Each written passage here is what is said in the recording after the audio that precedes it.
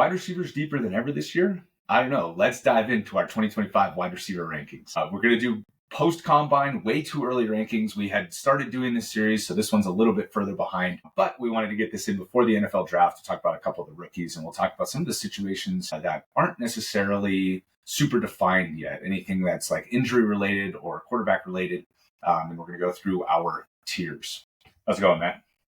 Doing good, man. I'm excited. Yeah, I know. It's Masters Day 2 right now. If you aren't watching, well, I don't know what you're doing. Yeah. All right, so getting into the first tier here, we got our S tier, which is going to be kicked off by Jamar Chase. So obviously he's coming off the Triple Crown, #1 season. He's been excellent 4 straight seasons, and last year was definitely his best year. Justin Jefferson coming in at #2. I have him ranked as #1, but you have him ranked as #2, so maybe we get into that discussion a little bit more later. But these two guys are kind of in their sub-tier of their own up here. The third wide receiver is CeeDee Lamb. He's 1 year removed from being the top option, and obviously Dak got hurt last year, so Dak will be back. And I do expect CeeDee Lamb, even if he's slightly behind these other two, to ascend into this tier again and be super productive. Obviously, the touchdowns and the yardage were way down, but with Dak, I think that will rebound. #4, Amon-Ra St. Brown, my favorite wide receiver of this tier to pick, just because you can get him at the end of the first round or middle to end of the first round, and he's just so solid, so steady. His touchdowns have even come up in recent years, so I really love Amon-Ra St. Brown. I expect him to be elite. Nico Collins, this is a new addition. You see his stats here, not nearly as good as some of these other guys in terms of his top-end production, but he really broke out 2 years ago. And his game-over-game production last year was unbelievably high. I mean, 7 touchdowns in 12 games is awesome, and we expect him to continue to be the alpha in that offense with C.J. Stroud. And the final guy in this tier is Puka Nacua. Now, I know in dynasty circles he goes a lot higher, and also in some redraft circles he's been pushed up to 3. I get it. He was unbelievable as a rookie. Basically, since he's stepped onto the field, he's been a top 5 wide receiver. So to have him ranked 6 feels a little low. You mentioned having Jefferson 1. I have no disagreements with that. But I think with Chase, if you're someone that's in a lot of leagues or you're playing a lot of best ball drafts, the likelihood that you have the top pick or one of the top picks is less likely. So I think in those situations, you want to take Chase when you can. I know in the underdog drafts that I've done, I've gotten Jefferson as high as like 6, whereas Chase, you have to have 1, 2. So I think just with his upside, that's kind of why I have him there. But there's no one that's going to say, oh, Jefferson has no chance of finishing #1. And with Chase too, like we know Burrow's going to be awesome as long as he can stay healthy. That defense hopefully gets a little bit better, but it's definitely not going to be elite.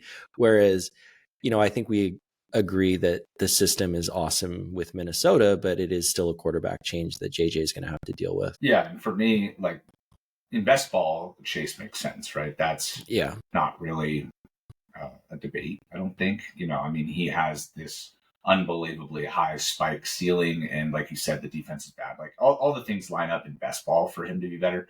I just have a hard time not picking the player I think is better.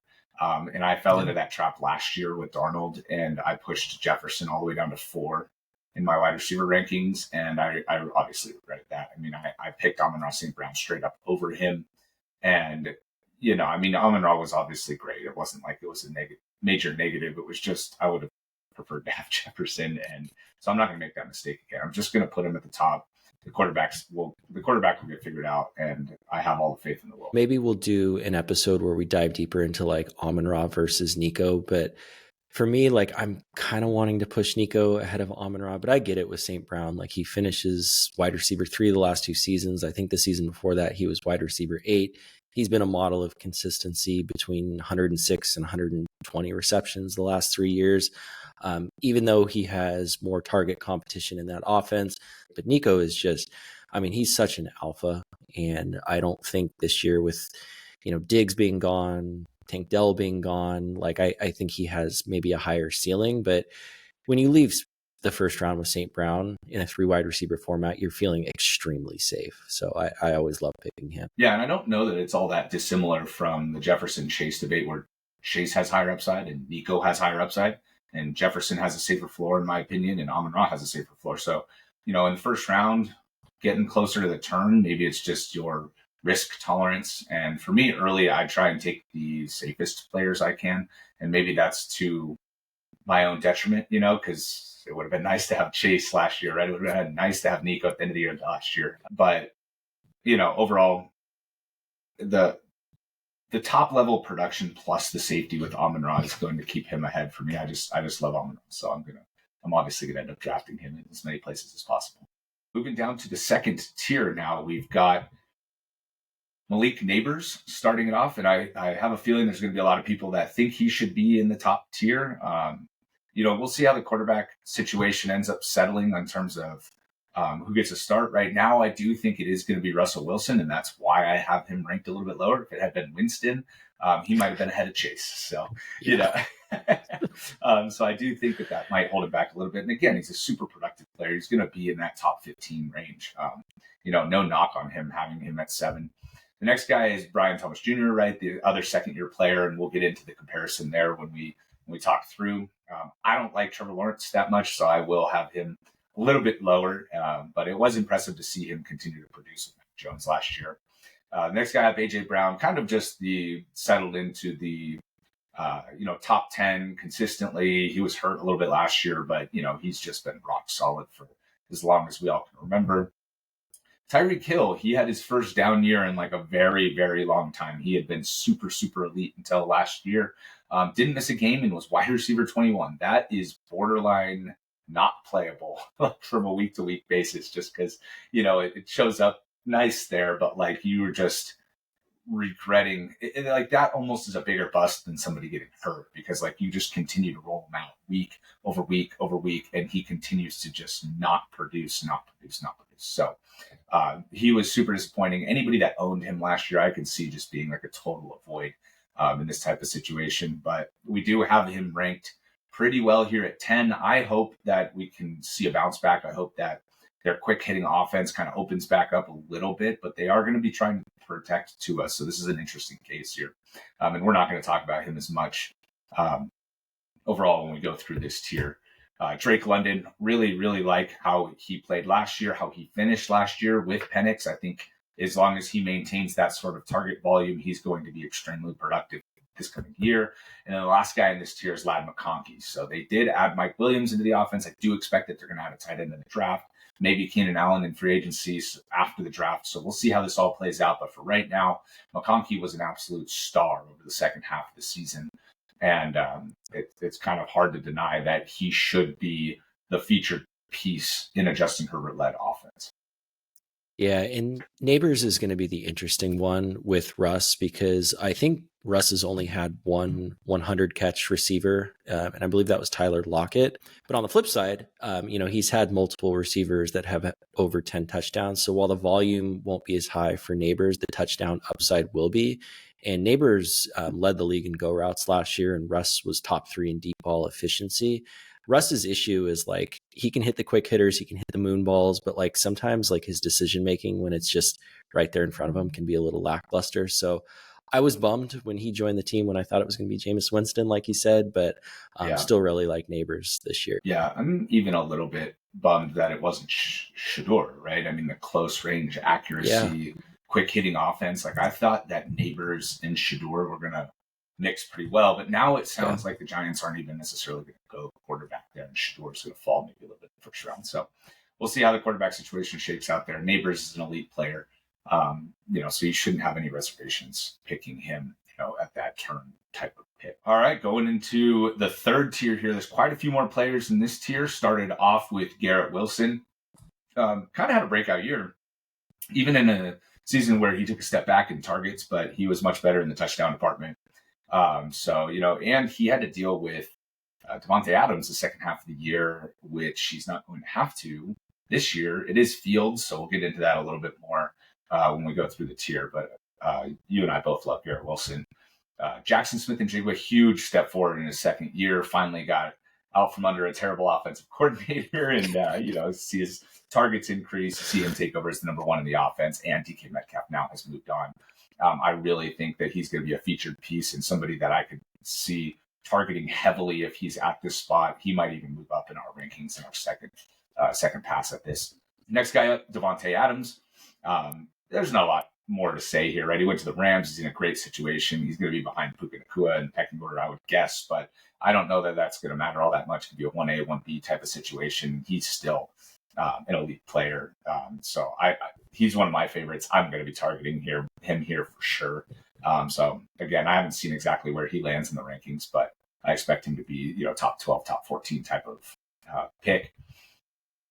Terry McLaurin, he's obviously been really good, but he's tied to Jayden Daniels now. So if his touchdowns continue to stay in the double digits, he's going to continue to be a very productive player. Hopefully he can maybe step up a little bit in volume. We did mention that with Jayden Daniels in our preview, that he only had 480 pass attempts, which is like the lowest of the low. So if he increases that by 50, I expect McLaurin to get a little bit more volume anyways. Next guy, Mike Evans. He's been great. See a lot of green on this, player ranking, and he's hard to argue with at this point, right? He just scores so many touchdowns that it's going to be 1,000 yards, and you're going to get a ton of touchdowns. And so, in terms of safety in this area, I wouldn't even blame you for moving Mike Evans all the way up to the top of this tier if you just wanted somebody that you're looking to lock in as your number 2, somebody that's going to play all the time, and somebody that's going to maintain high-level production. Next guy was T. Higgins.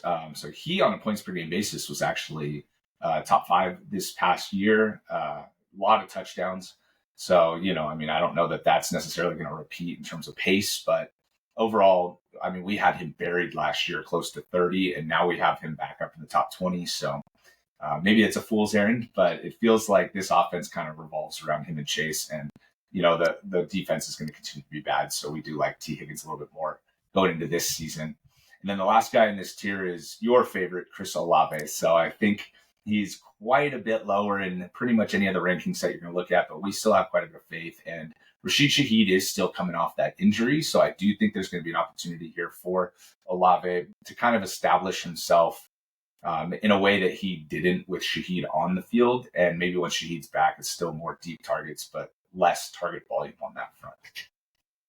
Yeah, I guess kind of starting with Garrett Wilson, I feel like every year we've pushed him up too high, like the industry has. Maybe we've gotten a little ahead of our skis, and I feel like this feels like a little bit safer. But the Justin Fields thing, I don't know, it scares me a little bit because on the one hand, Wilson has just been getting monster volume year over year.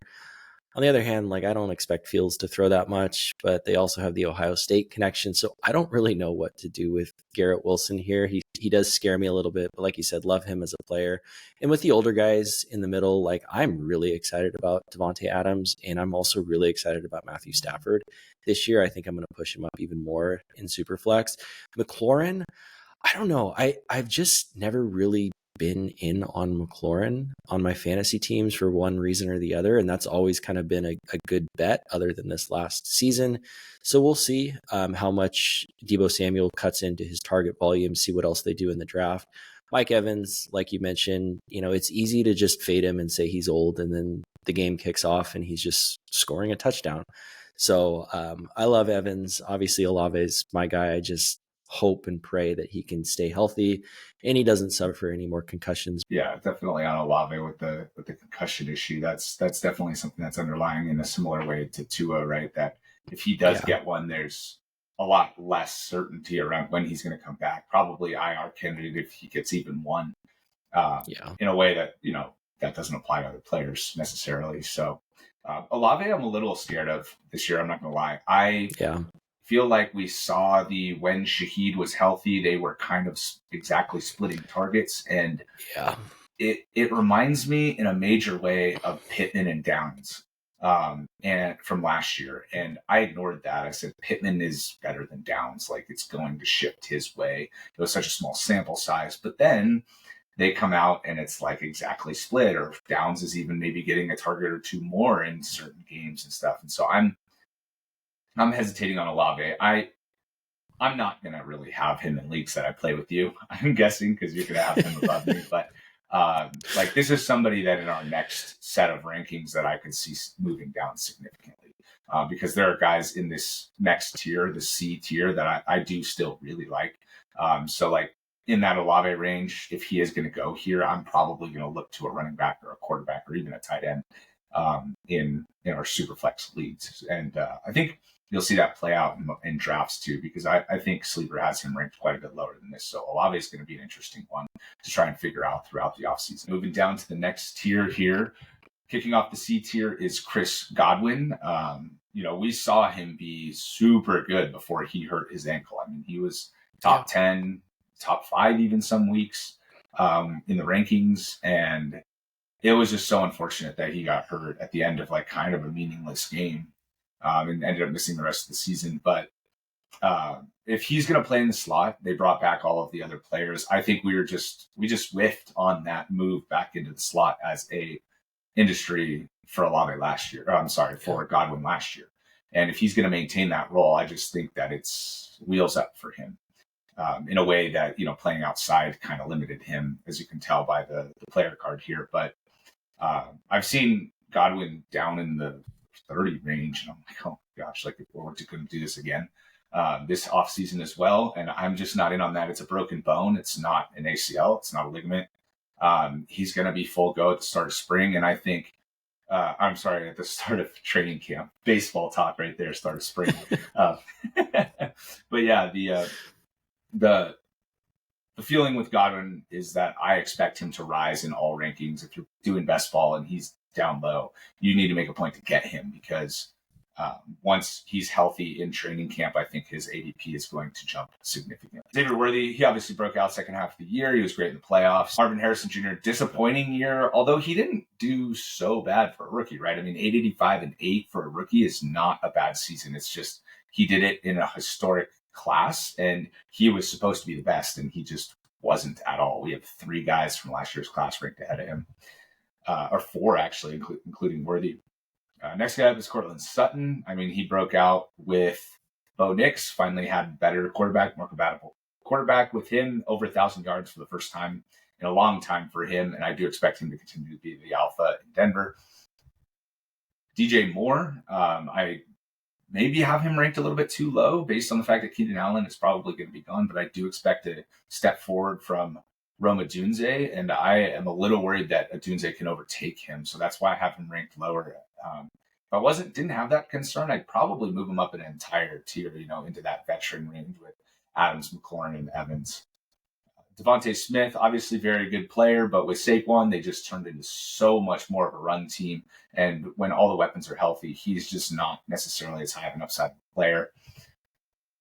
Rashee Rice coming off the major knee injury, I just don't know what to do with him because when he's healthy, It seems like he's a top 5 guy, but then they had no other weapons, and Worthy has taken a major step forward. And then Hollywood Brown is back now, and if he's healthy, I just don't know what to do here. So I kind of buried him here in a way that other people probably aren't going to. And then I did mention with DJ Moore, Rome Odunze here, I do expect a pretty big step forward here for Odunze, so I wanted to get him as the last player in this C tier. Yeah, Rice and Worthy are very tough for me too, especially because Worthy and Hollywood do have similar styles in their game. And I feel like every year we kind of try to make the argument as to who's going to be Patrick Mahomes number 1, and we push these guys up. So for me, I'm pushing Mahomes up maybe in Superflex a little bit. I don't know. I kind of got bit by that last year again, but it'll be interesting to see. And we still don't know what's going to happen with Rice with the suspension as well. That seems to have been kind of swept under the rug. So those could change quite a bit. And I think with Harrison, I think he made a really good point about how his season was disappointing from really more so a fantasy perspective because, we were pushing him up into early second round, late first round in some scenarios where we had all these high expectations, but he's kind of just more of a prototypical outside wide receiver that's not going to get the same volume that Malik Neighbors was. So I think had we drafted him in like the 5th round or something, a little bit more in line with what typically go in, I think we'd be a little bit more optimistic. Now, it'll be interesting to see what they do in the draft, but if all else remains the same, as much as I love Trey McBride, I think the offense needs to shift to go through him a little bit more because you're limited with, if you're just going through Connor and McBride. So that one will be interesting. And I would expect him to rise a lot should we get some pretty strong reports. So I'm excited about Harrison year 2, especially at this cost. Yeah, I think he's going to be definitely another guy that, somebody in your league might love and push him up behind Jackson Smith and Jigba, or your league might just not have any interest in trying to go fishing there and push him down to, behind Devontae Smith, get something a little bit more of a known quantity there. But I don't know. Again, I think he had a pretty good, like just from a historical rookie standpoint, he had a good season. Yeah. And I do think he can take a step forward. I do hope they run him on less go routes. That would seem to be the problem. It's like 40% of his routes or whatever it was were just go routes down the field, down the boundary, trying to stretch the defense thin, and McBride racked up 15 targets a game. I just don't understand that's like the whole deal, right? Like they're going to change that. I think. I mean, it's not like they made the playoffs, going with that strategy, right? Like something has to change. Yeah, 100%. All right, going down to the D tier now here, we've got Cooper Kupp kicking this tier off. And I feel like this is maybe my most dangerous ranking because the fact that he's going to be playing with JSN in Seattle with Darnold. I mean, Darnold just showed that, he could have explosive games for Jordan Addison. So, I mean, maybe there is something left in the tank for Kupp. And, I could see a game where he goes out and has 15 targets in week 1. And we're just like, dude, we had him ranked as wide receiver. What again? So it's just like one of those things where the injury history, I mean, you see now in his last 3 years, he hasn't even come close to playing a full season, but the production on when he's on the field has been relatively strong. So, again, it's really difficult to know what to do with him, but he does still have quite a bit of upside. Next guy is Zay Flowers. I don't know what it is about Flowers. I just always don't really like him that much, especially draft season. He's somebody that I always feel like I can try and acquire cheap in a trade. And everybody goes, oh, you got Flowers for what? And I'm just like, well, I mean, it's not like it's been that good, and the volume on the offense with the Ravens just isn't that good. When they're behind, he's great. When they're ahead, he doesn't get the ball. So he's a tough one for me. Jordan Addison, again, he's kind of the boom or bust play in a way that maybe isn't necessarily the same as Flowers. It's not so game script dependent as much as it is. He just, when he gets loose deep and he catches a touchdown or two, he had a couple games over 150 yards, but when he doesn't get those plays, he's down at the 4 for 40 range type of thing. So he's definitely definition of boom or bust. He'll probably get elevated in underdog just because of that. You want those blowout games as much as possible. Next guy up is Jameson Williams. I do think he's a lot higher in other people's rankings, but I still am a little bit reserved to the role. I know he got a bunch of targets early in the season last year and then kind of fell off, then had legal issues, and then I don't know, didn't play a couple games. So for me, it's just he's still good. It's just this is still not a knock on him. It's just who are you gonna put him ahead of, in my opinion. If you're looking for that high end upside, you're looking for that Detroit Lions offense, you want a piece of it, you take him a few spots higher than this, I understand. But for me, it just feels like I'm not going to end up with a lot of him this season. Next guy up is Deebo Samuel. When I was going through my initial rankings, I had him down at 40, and I was like, he's on Washington, tied to Jaden Daniels. I feel like I have to move him up. He's in a better quarterback situation, and he has less target competition. They needed a guy that's more of a possession receiver. Well, especially with how many targets Zach Ertz got last year too. So if you're kind of projecting that, I mean, I get that. Yeah, and the fact that Ertz was the number 2 target, so bringing Deebo in, I feel like is a good move for that offense and a good move for Deebo. Next guy, Jacoby Myers, you and my favorite. No introduction needed. We can just blow through this. He just is super consistent. Jalen Waddle, I do wish that we could get back to that 2022 season. I do wish that they would load him up with more targets, but it's just he was rendered irrelevant in the offense this past year. He was the clear fourth option in the offense, despite playing almost the whole season. He was behind Jonnu. He was clearly behind HN and Reek as well. So, I didn't know what to do with him. Maybe we talk about him a little bit more in a sec. And then the last guy in this tier is Michael Pittman. I felt like I had to put him on here after having him ranked in the top 20 last year, and he had such a flop of a season. But you see the target volume just completely fell out of the bottom. So if he can get any sort of target volume back, Richardson hopefully takes a step forward as a passer and can complete more than 42% of his passes. Obviously an exaggeration there, but you get what I'm saying, that he can maybe stay fantasy relevant in a way that, you pick him in the middle rounds. Yeah, I look at this tier, and this is kind of the best ball tier, right? It's Yeah. Cooper Kupp, I know he's your guy. I don't think I'm going to really be drafting him. I'm just worried with injuries and age is You going to think catch I'm up too with high? me. Yeah, I don't know. That's interesting. I'm down to drop yeah, him. Let's drop him in the yeah, next video. yeah. He just scares me, man. I don't know. I love Kupp, and it's like hopefully Seattle can address their offensive line because Darnold does not do good under pressure either. But we'll see. And I think you made a really good point about being able to acquire Flowers really cheap because the Ravens will be multiple score favorites in 2 games in a row, and Flowers will be a ghost, and then you can acquire him before they play against the Buffalo Bills, and then he goes off. So he's very matchup dependent, which is fine in best ball. Addison, you hit the nail on the head. I will say with Waddle, I'm just out on Waddle. Like I was never a huge Waddle guy. Obviously, I love the talent. Obviously, I loved him in Alabama. Obviously, the fact that his teammate won the Heisman and he was still drafted ahead of him was very impressive. But for me, it's just, I don't know. I look at that offense and it's like 3rd target, 4th target. I don't know. And I don't like Tua either. I think if they want to, they can get him the ball more and be creative with him. And he obviously has all the talent in the world, but it's just like, he's one of those guys, you draft him and then the season starts and he goes 4 for 45 and you're like, okay, cool. And then Pittman, I don't know. I don't know. I like him. I like USC. I don't know. Richardson. It's just tough. Yeah. It's especially, I mean, if they draft Tyler Warren too, it's like, I'm not going to take any pass catcher on that team. No, that's true. I'll take Warren, but nobody else. Yeah. If that does come to fruition, I think Warren's going to go ahead of the Colts pick pretty considerably personally, but there was a lot of talk about Warren going 14, but I feel like he's continued to move up. To build on your point with Waddle too, I feel like that 4 for 45, and then he's your flex player, and you're just like, I'm just going to play. Like, why did next week? It's just like, why did I pick him? Like, and the other thing with him specifically is he is at very, very, very best, going to be the 3rd option. Like he's not passing Tyreek Hill, and he is not passing Devon Achane.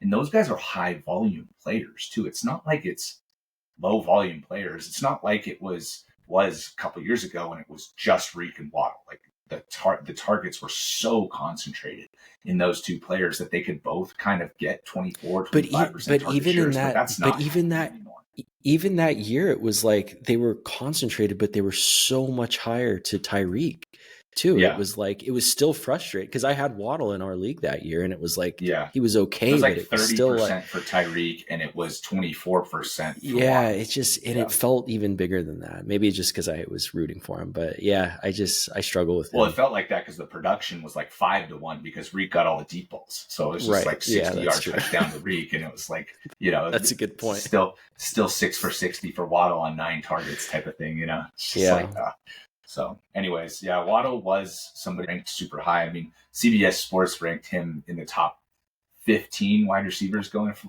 13 wide receivers, like a 2nd round pick in 12-team leagues last year.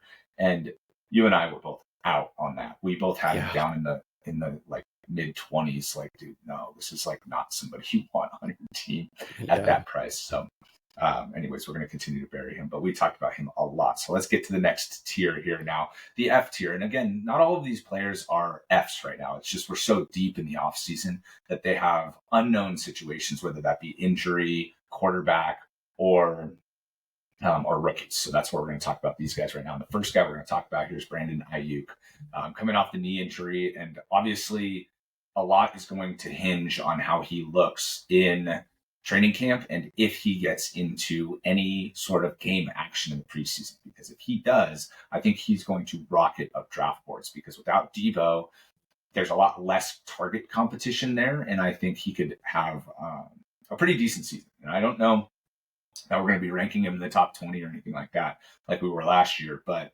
even still, I can see him jumping into that C tier, maybe in that Cortland Sutton, DJ Moore range, if he's going to start the year healthy. Now, if he starts the year on the pup, he's probably going to be down in this D tier, like maybe around Jacoby Myers. That would be my guess. DK Metcalf, another one that people are probably wondering where he was, right? It's just the quarterback situation. Pittsburgh hasn't figured it out. And if they don't, or if they roll with Mason Rudolph, like I don't know where we can really rank him. But if they draft Jackson Dart, I think he'd be an interesting fit with the Steelers just because he's got a rocket arm, and they have Metcalf and Pickens, which are both deep players down the boundary. They can kind of turn their offense into Cincinnati light, and then maybe we move him up a little bit. So again, or Rodgers is there, who's also a great deep ball thrower. Stephon Diggs, another injury player where he's coming off an ACL, but he did sign with New England, so he should be the top target there as of right now. If they draft Ted McMillan, that might change, or if they bring in another player, they are still pursuing a number one, like they've been trying to trade for Brandon Ayuk. They've been tied to other receivers that could be on the trade market. So we'll continue to watch how the New England offense plays out. Amari Cooper, free agent, not much more to say here. Keenan Allen, free agent, not much more to say here. If they land, when they land, we'll evaluate them. And then we got 3 rookies on here. Ted McMillan, I think he's the top prospect. You think he's the top prospect, but he's come under quite a bit of scrutiny lately, and he looks like he's going to fall in the first round a little bit. So we'll talk about him when he has a landing spot. And then Matthew Golden, who is one of my favorites, but not so much one of yours, had a great combine, very fast, kind of picked it up in college in production-wise at the end of his last season, which is why you don't necessarily like him so much. He didn't really have a major breakout anywhere in college. And then Luther Burden, who had a bad year last year, but broke out the year before in a major way in 2023 in college, and is expected to be a first-round pick. Now, he's also come under some scrutiny as well, might be an early second-round guy. But either way, in that Deebo Samuel mold, I do think he can be really good. Yeah, I think Stephon Diggs is interesting because the age doesn't really concern me because I thought he looked great last year. It's just how he recovers from that injury. But, he had the highest slot rate of his career last year. And I think in Josh McDaniel's system, like we've seen Wes Welker, Julian Edelman, even Jacoby Myers when he was with the Raiders, like kind of thrive in that role. So I think if he is fully healthy and can be a high volume guy for Drake May, there's quite a bit of upside there. So it'll be interesting to follow, and definitely someone that I will be moving up. And like you said, I don't know if they're going to pull the trigger on Tet at 4, especially with the glaring need at offensive line. But, they have addressed O-line in a couple ways too. But, maybe someone in the second round, third round, they're definitely going to add some pieces there. But either way, I would expect Diggs to be the number 1. So he's interesting. And then with Keenan Allen, part of the reason, we're not 100% sure on where to put Ladd is because you've mentioned, you think the Chargers are going to bring him back. And if that happens, we'll move him up and Ladd down a tick too. So we'll see with that. And then with the rookies, like we'll just wait for the draft.